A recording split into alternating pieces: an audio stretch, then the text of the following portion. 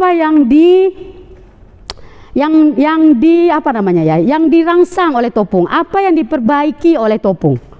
Ya kan? Kalau ternyata setelah kita lihat, kita baca-baca, kita cari, nanti mohon Bapak Ibu, kalau kebetulan saya ini kan baru sedikit juga ya membacanya. Kalau ada yang punya bacaan lebih baru, kita bisa sharing di sini sejawat dokter Amri, siapa lagi ya? Tadi ada Ibu Dr. Vivi ada ya. Kalau nanti kebetulan sudah baca jurnal terbaru, mari kita diskusi di sini. Kalau yang saya sampai di sini baru ilmunya. Ya, apa yang distimulasi oleh Topung? Yang jelas yang pertama, tangan kita menyentuh apa, Pak? Kulit. Ya kan? Kulit. Saya ingin mengajak Bapak Ibu sedikit keluar dari Topung. Kita bercerita tentang kulit, tapi beda. Dia punya korelasi dengan Topung. Jadi yang pertama yang distimulasi itu adalah kulit. Kulit kita kira-kira begini kalau kita potong, ambil penampangnya. Ini yang bagian luar nih yang kita sentuh pada waktu Topung, yang kita kenal dengan bagian epidermis. Ya kan? Epidermis. Tidak usah dihafal, Pak. Saya hanya menggambarkan bahwa ternyata kulit kita itu ada lapisannya ke dalam. Dan kulit ini dengan kelompoknya ini, kalau kami di kedokteran menyebut itu jaringan ikat. Ya dok ya, masih kelompok jaringan ikat. Jadi jaringan ikat yang paling besar itu adalah jaringan lemak. Itu jaringan ikat. Di bawah kulit kan ada lemak, ini jaringan ikat. Karena saya ingin mengajak Bapak Ibu cerita tentang jaringan ikat. Saya ceritakan dulu, kita lihat ke sini dulu sebentar ya, kita keluar dari Topung. Connective tissue message. Kalau bahasa kitanya apa tuh? Pijat pada jaringan ikat. Ya kan? Nah, ceritanya begini. Ya, connective tissue message ini kita singkat nanti dengan CTM, ditemukan oleh namanya Elizabeth Dike yang hidup antara 1884 sampai 1952. Jadi sudah sangat lama ya ilmu CTM ini Bapak Ibu. Sudah sangat lama. Dike menemukan CTM sebenarnya karena dia sakit. Pada waktu itu dia mengalami gangguan sirkulasi darah ke kaki sehingga kakinya itu menghitam. Jadi diperkirakan kakinya akan busuk dan dia dipersiapkan untuk amputasi. Karena ilmu yang ada mengatakan kalau kaki kita gangguan aliran darah ke kaki itu mati, atau aliran darah ke ujung-ujung ekstremitas kita itu mati, nanti ujung-ujung organ anggota gerak kita ini akan membusuk dan dia harus diamputasi. Nah, Dike dipersiapkan untuk amputasi.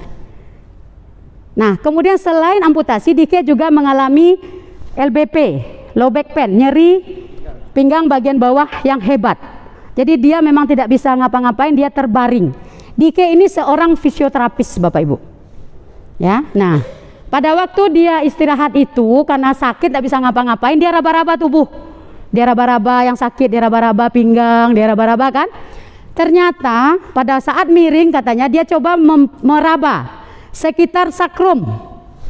Sakrum tahu Bapak Ibu ya? Ya, tulang duduk. Apa ya? Sulbi, tulang sulbi. Kemudian crista iliaca, pinggir tulang panggul. Nah, ternyata Dike itu mendapatkan ada ketegangan kulit dan subkutan, jadi kulit dan bawah kulit ya. Di sisi yang kanan lebih tegang dibandingkan kiri.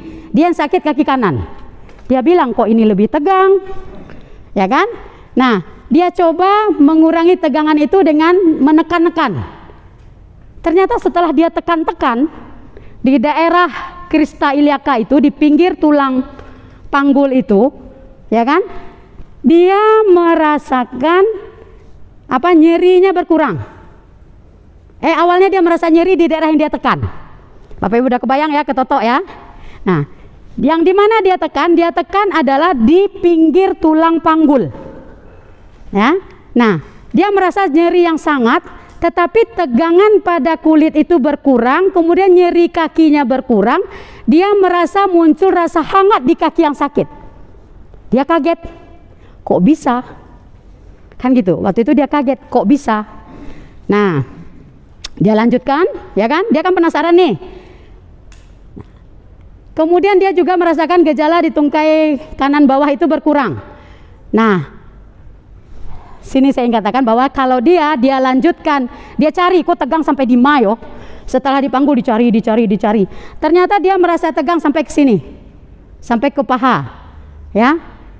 Dia cari sampai ke trochanter ini panggul, kemudian traktus iliotibial yang ke bawah ini yang di paha, dan di sini dia rasakan juga kekakuan. Nah, kemudian dia merasakan ada perlengketan kulit.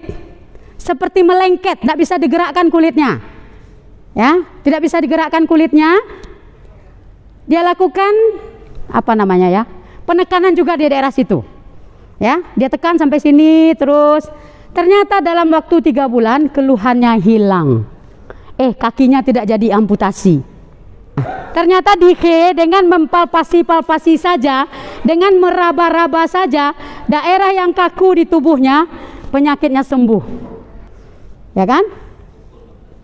Ya, ternyata dari penelitiannya itu, setelah dia lakukan penelitian, dia dapatkanlah kesimpulan bahwa organ tubuh kita ini ternyata sarafnya, semuanya ujung sarafnya itu ada di kulit. Jadi jantung itu, nah jadi kata di penelitiannya juga, ternyata pengobatan seperti itu bisa mengobati organ interna. Kenapa? Organ interna ini organ dalam. Karena apa? Ternyata ujung saraf organ interna itu ada di kulit, di semua kulit. Jadi di telapak tangan ada ujung saraf jantung. Itulah kenapa Bapak Ibu saya suruh tepuk tangan keras-keras tadi, supaya ujung sarafnya itu tergetar. Di mana lagi? Di kulit perut ada. Dan makin ke arah punggung, makin besar sarafnya. Makanya kita ditutup punggung terasa kaku. Kan Bapak Ibu sering kan merasakan tubuh orang seperti kulit buaya. Nah, jadi teorinya adalah pada waktu organ kita itu sakit, pada waktu organ kita itu sakit, ujung saraf itu mengejang dia. Jadi 1 kali sakit kejang sedikit, 2 kali, 3 kali, makin berat sakitnya makin kejang dia. Itu dia yang kulit buaya di punggung orang itu, sering kejang saraf di situ. Itu yang kita getarkan Bapak Ibu.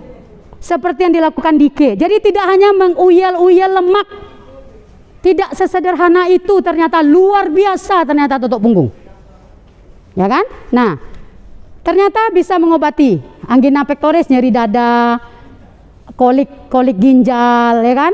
Nah, ini Dike menemukan ada zona refleks di kulit, di permukaan kulit itu, ya kan? Nah, pada kasus-kasus gangguan fungsi katanya sering ditemukan adanya kerutan atau peningkatan ketegangan dan nyeri yang kuat pada kulit. Itu juga kenapa Bapak Ibu, pernah enggak Bapak Ibu menotok pasien yang akan dipasang cincin? Saya pernah menotok, jangankan digetarkan, disentuh saja nyeri. Ya, karena ini yang terjadi Pak. Ya, karena apa? Ujung saraf yang di situ tuh kejang. Disentuh aja, teriak, wow, enggak bisa disentuh. Kenapa? Ujung sarafnya kejang. Itu yang kita lenturkan. Nah, sehingga apa? Ya kan? Nah, dia menggandeng nih kawannya, ada namanya Dr. Henry. Nah, dia akan jelaskan bagaimana kerjanya. Tapi intinya adalah, ya kan? Cerita ini adalah bahwa connective tissue, dalam hal ini kulit sampai ke lemak ke bawah itu, ya. Nah, kalau dia digetarkan, ya, dia tidak hanya sekedar melenturkan saraf. Ternyata getaran itu merangsang tubuh kita mengeluarkan hormon dan zat-zat lainnya dengan optimal.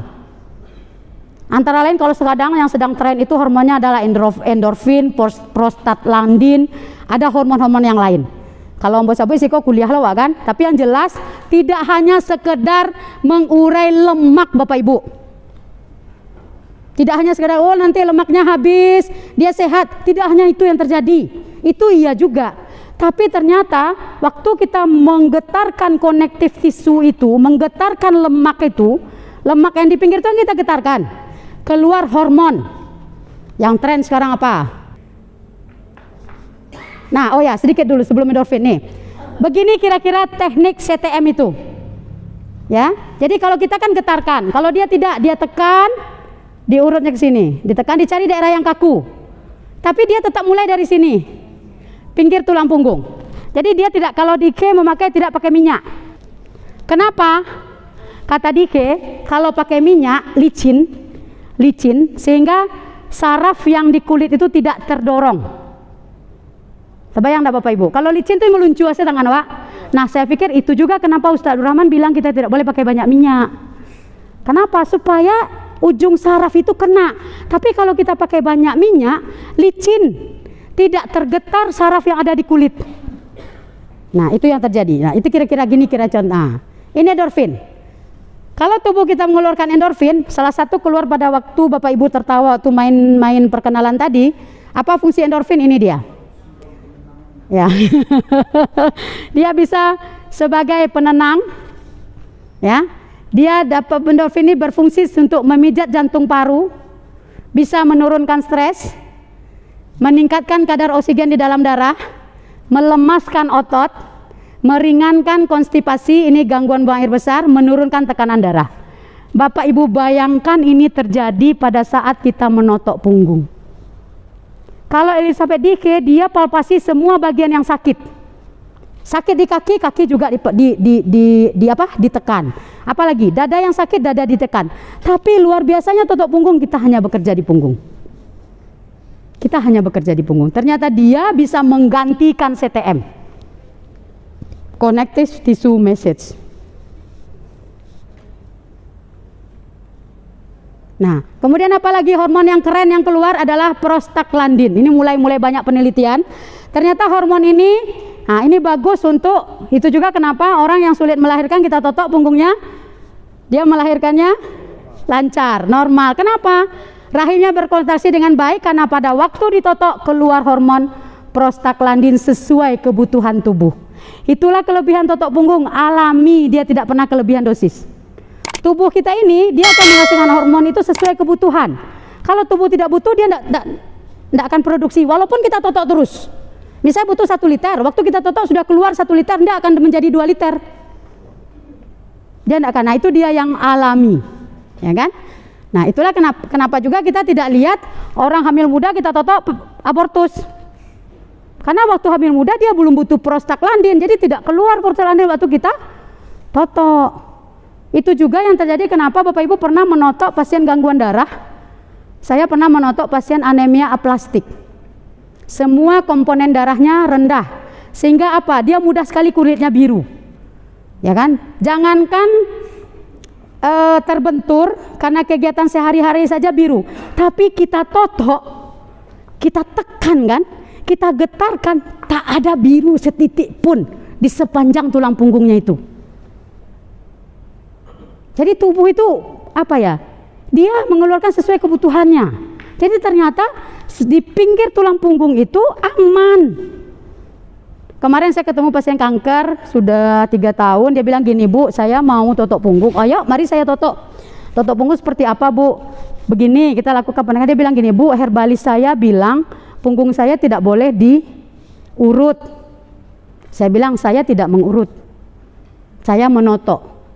Yang saya lakukan adalah menggetarkan bahagian di pinggir tulang besar yang ada di punggung. Kalau saya Bapak Ibu bahasa sederhananya seperti itu. Kita kerja, kita totok punggung hanya menggetarkan pinggir tulang besar yang ada di punggung. Berapa tulang kita di punggung yang besar? Cuman 3. 1 tulang punggung, ya kan? Yang lurus, kita kerja di pinggirnya. Yang kedua, tulang belikat, kita kerja di pinggirnya. Yang ketiga, tulang panggul, kita kerja di pinggirnya. Kan itu saya totok punggung, beres sudah. Selesai pelatihan, silakan pulang. Ya kan, totok punggung kan cuma itu. Kalau tekniknya, kalau apa fisiknya, kita hanya menggetarkan di pinggir tulang besar yang ada di punggung. Yang lain itu tidak boleh. Di atas tulang tidak boleh. Tulang kecil-kecil tidak boleh. Di sela-sela iga boleh. Tidak kan? Nah, karena iga kan tulang kecil-kecil. Jadi saya bilang begitu, jadi totok punggung. Jadi saya hanya akan menggetarkan. Nah, tapi kalau ibu berkeyakinan seperti itu, ya saya tidak lakukan. Terus dia bilang, ya sudah kalau begitu Bu, berarti tidak urut, tidak. Nah, ternyata bedanya dengan urut itu. Kalau totok punggung, kita kan intinya menggetarkan. Getaran inilah yang bekerja sampai ke dalam. Getaran inilah yang membuat tubuh kita mengeluarkan hormon. Getaran inilah yang membuat sel punca kita aktif. gelombang elektromagnetik yang sampai ke saraf. Bapak Ibu jangan katakan Bapak Ibu bisa menyentuh saraf yang ada di tulang punggung ya. Nggak sampai tangan kita ke situ. Jangan kecian, oh wak totok sarafnya bulan lentur. Nggak taluk tangan wak menyentuh lentur, nggak sampai itu. Dikat wak ada dokter tuh. Li tantu di malah tak saraf. Saat dalam-dalam mana kan nak dapet saraf tuh. Memang enggak. Yang menggetarkan saraf yang di tulang punggung itu getaran kita. Gelombang elektromagnetik yang kita keluarkan melalui jari. Itulah kenapa juga lebih bagus dengan jari daripada tangan, daripada alat. Karena biomagnetiknya ada kalau di jari. Kalau di kayu enggak. Getarannya saja. Ya. Nah, prostaglandin ini kerjanya. Dia membuat otot rahim berkontraksi sehingga apa? Bisa terjadi pengendalian perdarahan bila pada melahirkan atau pada luka. Kita luka ditotok, kenapa lukanya cepat, darahnya cepat berhenti? Tubuh kita mengeluarkan prostaglandin sehingga darahnya bisa di stop. Bagus juga ini untuk bapak-bapak nih terapinya. Nah, bantu abu, ya udah tutup punggung kan, keluarkan hormon prostaglandin. Memaksimalkan kerja ginjal, melindungi lambung. Katanya kalau prostaglandin kita kurang, lambung kita akan mudah terluka. Mudah sekali terluka dia. Tapi kalau ada prostaglandin dia terlindungi. Itu kenapa kita bisa menyembuhkan MAH atau gastritis dengan totok punggung. Prostaglandinnya keluar. Kalau pikir-pikir cobalah Bapak Ibu, apa hubungannya? Lambungnya di depan, kita totoknya di belakang. Kita katakan saraf yang ada di belakang, kalau di kulit kan ujung saraf. Nah, apakah dengan menggetarkan ujung saraf bisa menyembuhkan lambung? Jadi kerjanya artinya tidak hanya sekedar menggetarkan, tidak hanya sekedar mengurai lemak, tapi yang luar biasa itu apa? Menghasilkan hormon. Tubuh kita menghasilkan hormon. Oke, nah itu tadi yang pertama dia bekerja di kulit. Kira-kira begitu kerjanya. Jadi mulai dari kulit saja dia sudah bekerja luar biasa.